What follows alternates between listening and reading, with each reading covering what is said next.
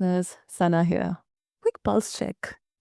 If your calendar looks like a game of Tetris and your brain feels like 3750 tabs open, same. Well, today's episode is for the high performers who are scaling, building, leading, parenting, shipping, selling, doing the most, but then secretly also thinking, if this grows any faster, I might actually snap. Because, scaling is not the goal if your life becomes the prize. And let's address the elephant in the room, listeners, AI. I mean, everyone's yelling about it. Half the internet, I think not even half, almost everywhere, the entire internet is acting like ChatGPT, Claude, Perplexity, whatnot, is either your savior or your downfall. Meanwhile, you're just trying to get through Monday without eating lunch at 5 p.m. So, today we are doing something different here. We're talking about scaling without sacrifices, systems that actually reduce load, mindset that keeps you sane, self care that isn't just a bubble bath energy, and how to use AI like a practical assistant, not a shiny distraction. And listeners, let me tell you, my guest is the opposite of boring. He's a media savvy performer turned system thinker, a guy who's built and sold a real agency, coached thousands of top performers. And his story is wild. A childhood actor by day, hospital rooms by night with a mom who endured 64 surgeries. And that contrast built a perspective he now teaches with humor, with humanity, with receipts. All right, so listeners, let's get into it and let's welcome our guest, Drew Thompson. Drew, welcome to BizBlend. It's really, so exciting having you here with us. Sana, thank you for having me on today. And what a wonderful introduction. Thank you. Thank you so much for your words, Drew. Okay, let's begin understanding the real cost of scaling, because that particular sentence, I mean, credit to my editor, but it really touched myself, like, from within. And when people say they want to scale, we generally hear more revenue. But then um, we also hear that, I'm willing to tolerate more chaos. Bring it on. Just bring it on. I'm there to Mhm. face it. So, what's the most common way ambitious professionals accidentally build a bigger cage for themselves while scaling? Too often you hear that if I work harder, I'm going to get more. If I just put in more hours, I mean, myself, I wrestle with this. I have 3 kids under the age of 5. And I mean, we just got a Oh, puppy. And wow. there are only so many hours in a day, Santa. So oftentimes we think that we have to just fit more into the day. While yes, I do agree we should be able to fit more in, but that should not come at the expense of our health, at the expense of our life, expense of our relationships. I just gave a talk in Mexico a couple months ago, and the entire premise of the talk is the view from the stage is meaningless if your front row is empty. If there's Mm, no one in that front row, and here's what I mean by that, if there's no one in that front row that you're doing this for, the person that is there, the family, the spouse, the friends, the husband or wife, your kids, if they're not in the front row and you're not putting them above all of this work and this stress, then why are you doing it? What's great with tools like artificial intelligence, and I'm sure we'll get into this deeper, but when you use things like Google's Gemini Pro or their DeepThink, which is a paid product from Google, mm, I now have access to the world's smartest person that knows every textbook, every video, and can think and connect dots in ways I could never think or connect dots. So now I can work smarter. I can get mm. the work of 7 people done in the same amount of time it takes me to get one thing done. It's about using your minutes in a much more efficient way. Absolutely. And I also think that, it's also about your priorities. I mean, um there can be so many different thoughts and opinions around, especially when it comes to use of AI. Like I have had so many conversations where someone would say that we should be very intentional in terms of using AI, not use it as a crutch. But then some would say that it really helps me reduce so many number of hours and get the work done efficiently with the minimum time. And that is something ideally that every entrepreneur or founder, even a small or a medium business owner, would want. So yeah, that definitely makes sense. If we look at one of these tools and we start our day with these tools, um, I call this your power 15 in the morning.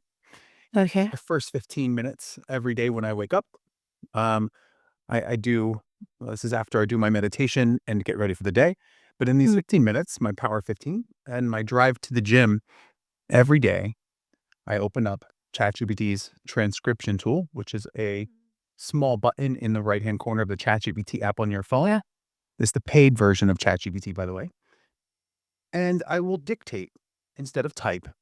I will go through the 4 keys, which are my fears, frustrations, my wants, and my aspirations.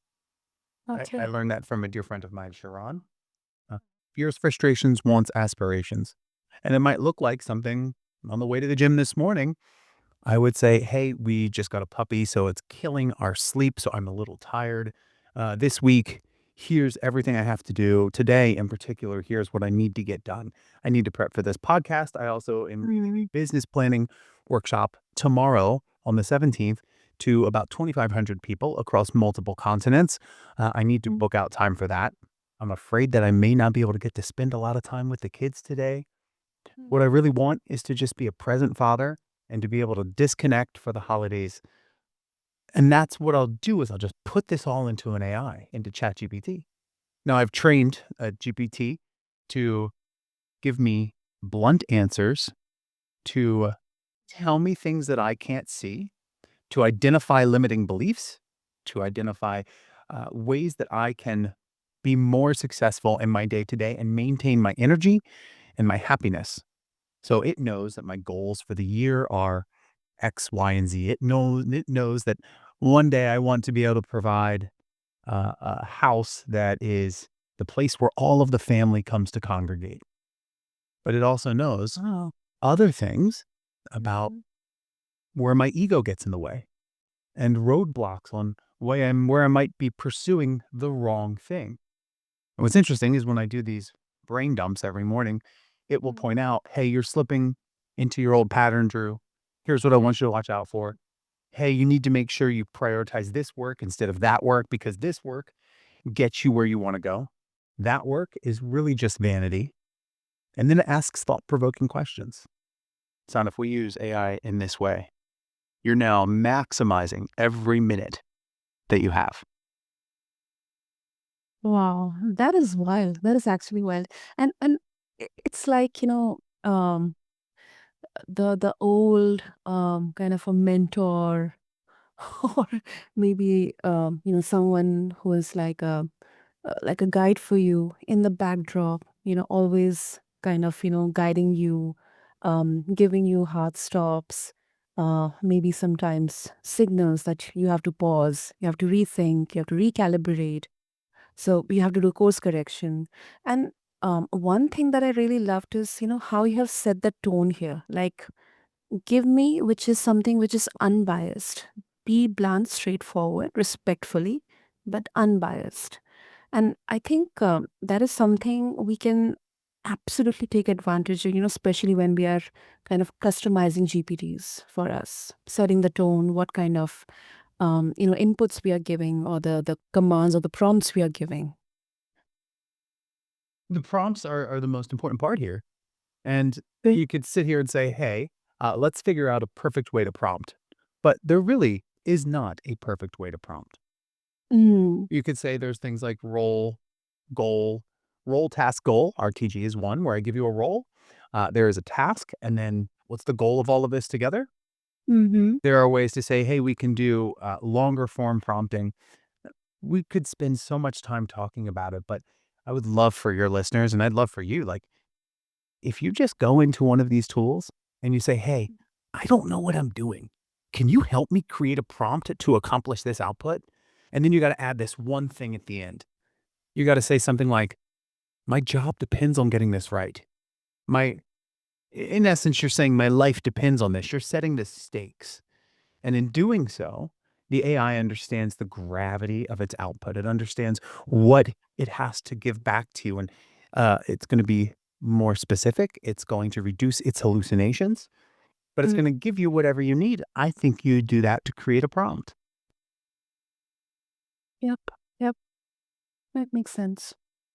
And shifting on to something, very, I think, especially for, ambitious professionals or entrepreneurs, I think sometimes it's very, it's such a challenging thing to identify or realize that, we are now slipping into something which is called a full burnout situation. Um, so, and I mean, multiple times there have been conversations, but still, somehow, I don't know whether it's our brain or the limiting beliefs or the old patterns that kind of give us the signal that no, if you pause, if you stop, this is going to harm your career, it's going to be detrimental, so no need to pause. It's just a phase and it will go on, it will go away. Maybe you can just take a 1 day break or a weekend break, go have a vacation out, and then everything will be fine. But then I think it's very important to first understand, what are actually the early warning signs here. So, Drew, let me ask you, like, what are these early warning signs? Like small symptoms that, like, generally people ignore until it's a full burnout situation. When I think about my work, when I think about my career, the burnout is a very real thing. Um, Earlier in my career, I was working at a venture capital firm where Okay. we were doing really, really cool things. We were building companies that could disrupt traditional legacy companies in professional services in the heart of New York City. We'd be in the office 7:30 in the morning. We'd leave the office by 8 o'clock p.m. and I'd walk home. And this would be Monday through Saturday. And Mm. while we're doing great things, you learn, the key signs that I watch for in burnout. Am I still doing activities that light my soul on fire? That's a basic one. That's a given one, right? But when we now unpack it a step further, when I'm doing the activities, is it still giving me life, or being, am I still disconnected? Am I still disconnected from what I'm doing? For instance, I have a degree in jazz percussion. Jazz percussion was one of my first loves. Uh, Wow. it gets to a point where I would be playing an instrument, drums, but my mind would still be in my inbox. My mind would still be at work. Mm. So it's things like that. That is a Yeah. major red flag. What's interesting is that at this day and age, had I went through another burnout session or to get Mm. close to burnout, I would put it into AI. I put it into ChatGPT, and I would just say, "Here's everything I'm going through. I don't know what's happening. Can you please help me figure out what I need to do to either step back or lean in?" I'll give you another example. I um, Last week had finished 2 keynotes, and the next day I was just exhausted. And I was like, "Oh, I can't focus. I can't get any work done." I'm like, "What's happening? What's going on with me right now?" So, usually I'll do a thing where I get up, I do 25 jumping jacks, 25 seal jacks, and 20 push-ups to kind of get my heart rate going so that I can get more in the zone, if you will, for work. And that didn't work. So I took a walk around the block with my dog and I said to ChatGPT, "I don't know what's happening. Why am Mm. I so tired? Why do I lack focus?" And it held a mirror up in front of me and it said, "Let's look at this honestly. In the last 24 hours, you've done this, this, and this. Your Mm. body is going through a burnout session. Your mind is exhausted. Have compassion for yourself instead of pushing harder." And then it suggested, "Why don't you try this guided breathing? Why don't you try closing your eyes for 20 minutes?" And I did. And I got up and I gave myself the grace that I needed and showed myself compassion to work on another project that wasn't everything that I had planned for the day, right? So the day's plans went out the window, Mm. but I used ChatGPT as a form of co-regulation of myself to understand why my mind was making the decisions it was. And at the end of the day, there was nothing wrong with me. It was the fact that I just revved my engine very hard for 24 hours. And now my mind said, hey, stop. I would have never caught that signal and I would have continued down the spiral of self judgment and self loathing, for lack of better words, had I not had Mhm. something like a tool, an AI tool. And I think that is so fascinating that, they say our society and the world, less than 10% of our population is using generative AI. Yeah. Can you imagine from a mental health perspective? I'm not advocating not Mhm. seeing a therapist. I'm not advocating this being your only mental health tool. But could you imagine if people knew how to use something like ChatGPT to help them figure out their own cognitive distortions, to help them know what's going on in my body? Why can't I focus on this? And then all of a sudden, an AI comes in and says, well, that's because you had waffles with bacon and sugar for breakfast, and you're going through a massive sugar crash right now. I can see it in Mm. your biometric data. Take a second. Here's what you need to do. So it's like introducing self-love almost in the age of robotics. Mm. But yeah, people would kind of, give a pushback that um, too much of this, um, dependence or, structuring or systems, people would sometimes become control freaks. Like so much of optimization, so much of, each and every minute optimized to the max efficiency that, they would lose their sanity or creativity or speed. So, what's your thought on this? And along with that, do you believe that systems can become a liability? Fascinating question. Uh-huh. Just so I understand what you're saying, do I believe that systems can become a liability? How do you mean? Exactly, exactly. So in case, for example, like how we can keep them flexible instead of, that it becomes sometimes it doesn't become suffocating that okay, the system is telling me to do this, I have to do this, I have to do this. Everything is like each and every minute is structured. And Uh, that structuring itself it kind of becomes suffocating for me. hmm. So are you saying that Uh, is there a fear that things become too structured and you lose the natural rhythm of life? Yeah, yes, exactly. You got it right. Yes, absolutely. I think that, from a entrepreneurial perspective, Mm-hmm. being having this type of structure, uh, having the ability to use an AI to figure out my day, where are my strengths, where's my lane of genius, and how do I apply that to my day? Where's the one place I feel like I am in the zone, and how do I apply that to every minute of my day? I think that's fantastic. I have a f a rule in my household, and I try to uphold it.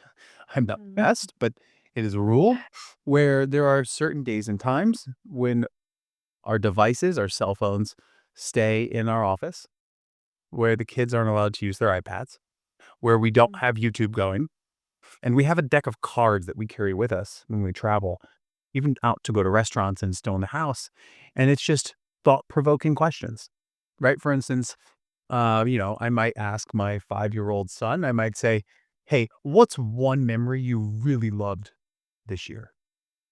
Mm-hmm. Yeah, and I think the coolest part about it is we use these questions or, "Hey, what's one superpower you'd love to have?"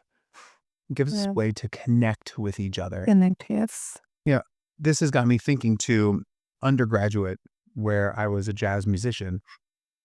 If you know anything about jazz music versus classical music, Uh-huh. the two are very different from each other. Very different, yeah. Whereas classical music, you have a whole note. A whole note Mhm. equals 4 beats or whatever the time signature is. Uh, Mhm. in jazz, a whole note may equal 4 beats or whatever the time signature is, but it's at the discretion of the artist to say, "I wanna make this go for 6 beats in a 4/4 signature." Mm. That type of fluidity is what we need throughout every single day. I think there are times when we should be looking at if you're in professional services, if you're working as an accountant, if you're working as an analyst in data, that you may need to take more of a classical musician approach where 1 + 1 = 2 or a whole note equals 4 counts. But can you give yourself the fluidity and the freedom to say, like a jazz musician, I might do this a little different. Yeah. And having these systems can give you that ability. Having these systems give you the ability to go into a chat GPT or a Gemini or a Claude and say, hey, this is the way it's usually done. How can we do this different? For instance, this is the way we usually write a brief for our ad agency, or this is the way we usually write a year-end report, or this is the way we usually solve a product. Here we go. This is how we usually solve a product rollout, which is taking a product to market. Instead of doing it traditionally, can we look at this from the lens of someone completely outside our industry? How would someone who is an elementary school teacher with a doctorate in psychology, how would they launch this product? Hmm. So you're giving yourself this chance to paint with a different color, to explore and to see lines of sight you've never seen. Yep. Yeah. Structured chaos and the Yes. freedom to have creativity and the Yeah. human connection. And I really loved how you kind of created this parallel between the fluidity when it comes to systems or processes and jazz, because there are so many ways from where we can seek inspiration, whether it's parenting or music or art, nature. So I really loved how you framed it. I mean, there's so many inspirations, right? That Yeah. you don't have to take one structured path forward. There are endless paths. And the ability to see the world and then to tell an AI what you see.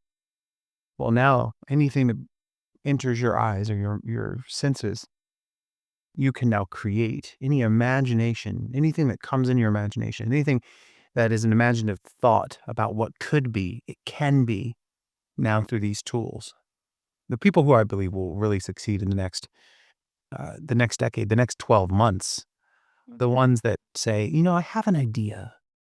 I wonder if it could come to life. I'm stuck right now working a job for a corporation, and I've always wanted to come up with an idea of how I can efficiently spend more time walking dogs because that's what I love to do. I Definitely. wonder how would I do it better? How could I create a scenario where I'm the only one in my market that is a dog walker that does X, Y, or Z? I'm the only one. Well, now you can. You sit with something like Gemini or ChatGPT and just say, hey, here's my idea. As a matter of fact, I have an entire prompt structure that walks you through putting in your business idea. And then it tells you if it's a good idea. It tells you who the audience could be, how to market to them. Well, if that's the case, now I have the idea. The idea goes out into the world because I'm going to create this dog walking app. I'm going to use Replit. I'm going to vibe code an app that I can then put out to market. This was not possible last year. And this is right now, Sana, the craziest part is everything we're doing with AI. It is the dumbest AI you will ever see in your lifetime. Oh, it will become more and more smarter. Uh huh. Mm. Which is absolutely bonkers to think of. Exactly. Exactly. It's kind of the sci-fi concept that every kid would think in childhood. Yeah, it's like we're living in a movie. Yeah, we are. We are.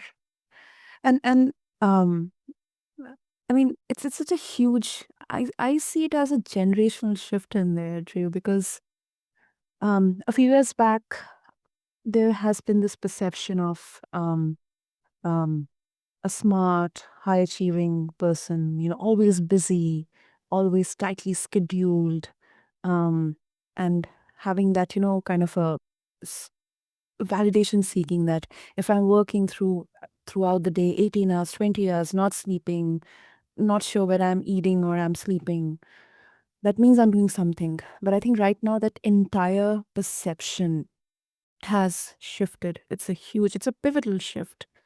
And I think tech has a huge role in that shift. I do too. It's you can do so much more now. You can do so much more with the tools that are available. Yeah. It'll change your life. It'll change the lives of those people that you care about around you. I would play with these tools. That's how you get used to them. That's how you learn what they're fully capable of. Can I use ChatGPT or can I use Higgsfield.ai to create something? Can I use it to take a picture of me and my late mother, who passed away a while ago, and animate a video of us at Christmas with my kids? Yes, I can do that. Mm. It's just absolutely amazing everything that you can do. Yeah. Amazing, amazing. So, Drew, as we come close to the conclusion here, finally, if listeners they would want to connect with you, and of course, if they would like to share their thoughts about this conversation, what would be the easiest way? Yes, the easiest way to connect with me is just find me on Instagram. I'm just at the Drew Thompson. That's the Drew Thompson, my first and last name.